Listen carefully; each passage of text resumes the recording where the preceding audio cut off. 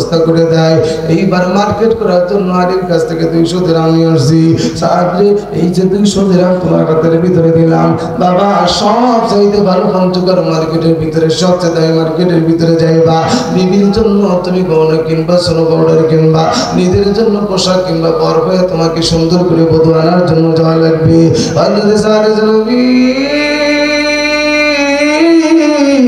একটা দূর দিয়ে মার্কেটে চলে গেছি। আমার বাইরা দোকানদারের সঙ্গে সুন্দর মিষ্টি করে কথা কয়, ও ভাই আমার নবী আমার বিবাহ ঠিক করছে, এই মদিনার ঘুরে মদিনার সঙ্গে বিবাহ হবে। সুন্দর সুন্দর পোশাকগুলো কিনছে, গহনা কিনছে, সব কিনে মার্কেটের ব্যাগটা হাতের ভিতরে কইরা এই মার্কেটের ভিতর থেকে যখন বের হইতেছে, মদিনার গলিতে গলিতে কে যেন ডাক দিয়ে সাদে সালামি মার্কেট করে বোর জন্য বিবির জন্য বর্ষে যাবে, এমন সময় কে যেন ডাক দিয়ে বলতেছে, মদিনার আসে আমার নবীর আসে, কে আস জলদি করে আয়, আমার নবী আমার পয়গম্বর যুদ্ধের ময়দানে কাফেরদের সঙ্গে জিহাদ করার জন্য রওনা করছে, আয় আয় আয় জলদি করে আয়। নবীকে কাফের বেঈমানরা যুদ্ধের জন্য ডাক দেয়, যুদ্ধ করবে আমার পয়গম্বর কাফের বেঈমানদের সঙ্গে।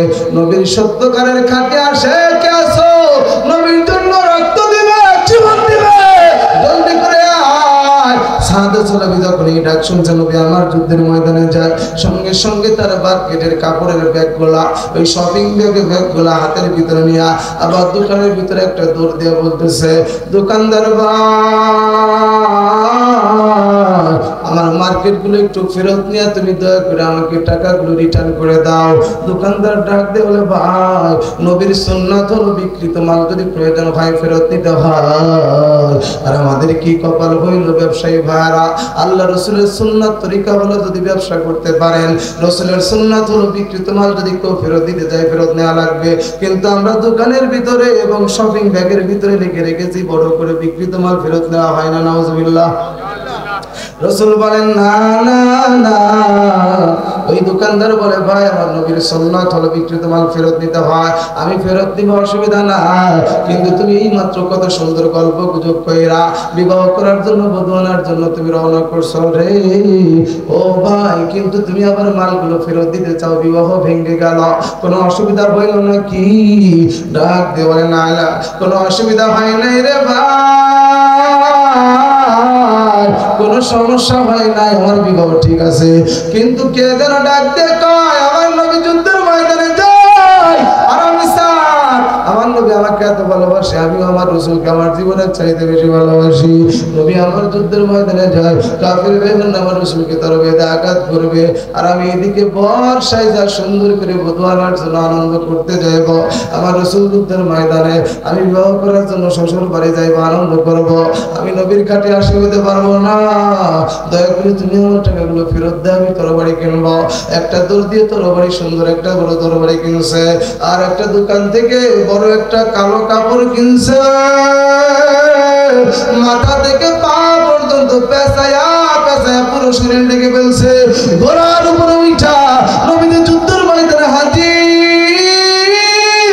সাদে সালামি গোপনে গোপনে একটা দৌড় দিয়ে কালো কাপড় দিয়ে পুরো চেহারা ঢাকছে রে, তরবারি হাতে করে যুদ্ধের ময়দানে হাজির হয়ে গেছি। আমার নবী ডাক দিয়ে বলতেছে, আরে আমার সাহাবাদল তাকে দেখ দেখ দেখ, ওই যে কালো কাপড় দিয়ে পুরো শরীরটা ঢাকা, সে যদি কাফের বেঈমানের দল হবে তাহলে মুসলমানের পক্ষে কেন যুদ্ধ করবে? আবার তাতানাজ্জালু আলাইহিমুল মালাইকা, আসমান থেকে যদি ফেরেশতা নাযিল হবে তাহলে তো এমন কালো কাপড় দিয়ে ঢাকার কথা না, আমি তো চিনতে পারবো ফেরেশতা মনে হয় না, কাফের বেঈমানের দল না, কিন্তু মুসলমানের পক্ষ নিয়ে যুদ্ধ করে লোকটা কে রে? এমন সময় কাফের বেঈমানরা সাদে সালাবির কাছে এসে চতুর্দিক থেকে আক্রমণ করতে যায়। সাদে সালাবি তার কোমরের ভিতর থেকে তরবারিটা বের করে উঁচু করে ধরছে, আর ওই চাদরের নিচে দিয়ে সাদে সালাবির কালো হাত, আলকাতরার মতো ডেক্সি পাতিলের তলার মতো কালো হাতটা বের হয়ে গেছে। আমার নবী দূর থেকে ডাক দিয়ে কয়, দেখতে ওই যে তাকে ওই যে কালো হাতটা দেখা যায়, এটা দুনিয়ার কোনো মানুষের কালো হাত না। আমার মন বলে আমার কালো সাহাবী যার বিবাহ ঠিক করে আমি এসেছি, সেই সাদে সালাবির কালো হাতটার মতো দেখা হয়ে যায়। এমন সময় কাফের বেঈমানরা এসে সাদে সলবির গর্তের উপর একটা আঘাত করলে পড়ে, বুকের ভিতরে তরবারি ঢুকায় দেয়, হাতের ভিতরে আঘাত করে। কত বিখ্যাত হইয়া সাদে সলবি জমিনের উপরে পড়ে গেছে। আমার নবী একটা ডাক দিয়ে বলে, জলদি করে যা কাফের বেঈমানের হাত থেকে আমার সাদে সলবিকে উদ্ধার করে নেয়। সাদে সলবির গলাটা কেটে গেছে, এরকম হাঁ হয়ে গেছে, হাতের ভিতরে কত, বুকের ভিতরে তরবারি ঢুকছে। আমার নবীজি বসে পড়ে তার রানটা নবীজি নিজের রান মোবারক পেতে দিয়ে বালিশ বানায় বলে, সাদ ও বাবা তোমার মাথাটা এখানে রেখে তুমি একটু রেস্ট করো। সাদে চলবে এই জায়গায় মাথা রাখছে। আমার নবী ডাক দিয়ে বলছে, সাদ রে তোরা আমি বিবাহ করার জন্য পাঠাইলাম, মার্কেটে গেছো, তোমার না আগামীকাল বিবাহ। এমন সাদ রে তুমি যুদ্ধের ময়দানে চলে আসছো ভালো কথা, কিন্তু বাবা তুমি এমন কালো কাপড় দিয়ে চেহারাটা ঢাকছো, কারণ কি বুঝতে পারলাম না। সাদে সনবী সঙ্গে সঙ্গে ডাক দিয়ে, ইয়া রাসূলুল্লাহ ইয়া হাবিবাল্লাহ, নবী গো আমি আপনাকে আমার জীবনের চাইতেও বেশি ভালোবাসি। নবীজি আমি বিবাহের মার্কেট করার জন্য বাজার থেকে সব কেনাকাটা কমপ্লিট করেছি। এমন সময় মদিনার গলিতে কে যেন ডাক দেয়, কে রে? নবী আসে, আর জলদি করে আয় নবী জিহাদের ময়দানে যাই। হুজুর আপনি জিহাদের ময়দানে যাবেন আর আমি বিবাহ করার জন্য মার্কেটে বসে থাকবো, আমি আপনার খাঁটি আশে হইতে পারবো না, এই জন্য আমি যুদ্ধের ময়দানে চলে আসছি। হুজুর গো কালো কাপড় দিয়ে চেহারাটা কেন ডাকছি? আপনি নিজে আমার বিবাহ ঠিক করেছেন, দেন মনের টাকা ধার্য করে কালেকশন করে দিয়েছেন। হুজুর গো এখন যদি আমি যুদ্ধের ময়দানে চলে আসি তাহলে হয়তো আপনি আমাকে খেদা দিবেন, তারা দিবেন। সাদরে আমাকে বুঝায় বললেন, বাবা তুমি বাড়িতে চলে যাও, তোমার আগামীকাল বিবাহ, তোমার জন্য বধূ নতুন কাপড় পরে হাতে মেহেদি নিয়ে তোমার জন্য সেজে গুজে বসে আছে গো। এই মদিনার সবচাইতে হুরে মদিনার সুন্দরী মেয়েটা তোমার বিধু হবে। আগামী কোন যুদ্ধের ময়দানে জিহাদের ময়দানে তুমি আসবা, আমাকে হয়তো আপনি পাঠা দিবেন। এই জন্য আপনি যেন আমাকে পাঠা দিতে না পারেন, আমি বিবাহের ময়দানে গেলে আমি আশা করতে পারলাম না, খাঁটি আশিক হইতে চাই, আপনার জন্য জীবন দিতে চাই। এই জন্য পয়গম্বর আমার কাছে আমার নতুন বধূর কোনো দাম নাই, আপনার মূল্য আমার কাছে বেশি। আল্লাহু আকবার। যারা জানে আল্লাহর জন্য জীবন দিলে, রাসূলের জন্য জীবন দিলে, দ্বীনের জন্য জীবন দিলে কত লাভ, এই দুনিয়ার মূল্যর থেকে আল্লাহর মূল্য তার কাছে বেশি, ঠিক কিনা বলেন?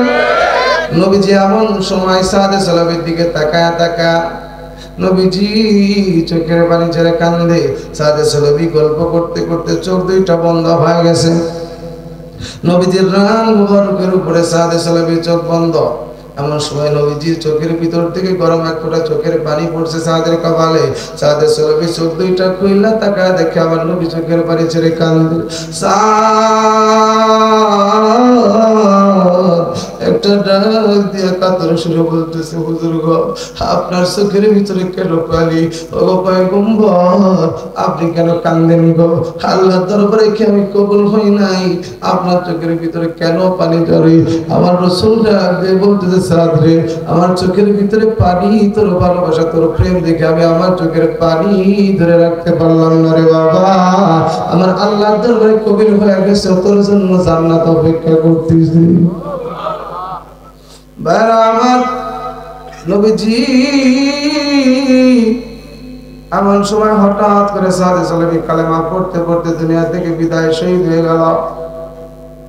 আর পয়গম্বর চোখের পানি মুছে আবার হাসে, উপরের দিকে তাকায় দেখ আমার পয়গম্বর হাসে। কিলা দুখুলিল জান্নাতা ক্বালা ইয়া লাইতা কওমি ইয়ালামুন। আল্লাহর রাস্তায় যারা শহীদ হয় তাদের জীবনটা বের হওয়ার সঙ্গে সঙ্গে আল্লাহ জান্নাতে দিয়ে দেয়।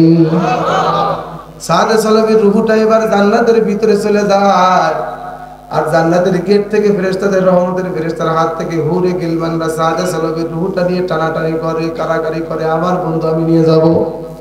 রাসূল ডাক দিয়ে বলে, সাহাবারা রে আমার সাদে চলবির রুহুটা নিয়ে যখন টান দিছে, তার বান্ধবীরা তার হুরে গিলমানরা তখন তাদের হাঁটুর কাপড় উঁচা হয়ে গেছে। আমি পয়গম্বর লজ্জা পাই, শরম পাই, জন্য হেসে দিয়েছি। আমার সাদে চলবি ওই দেখ জান্নাতে চলে গেল।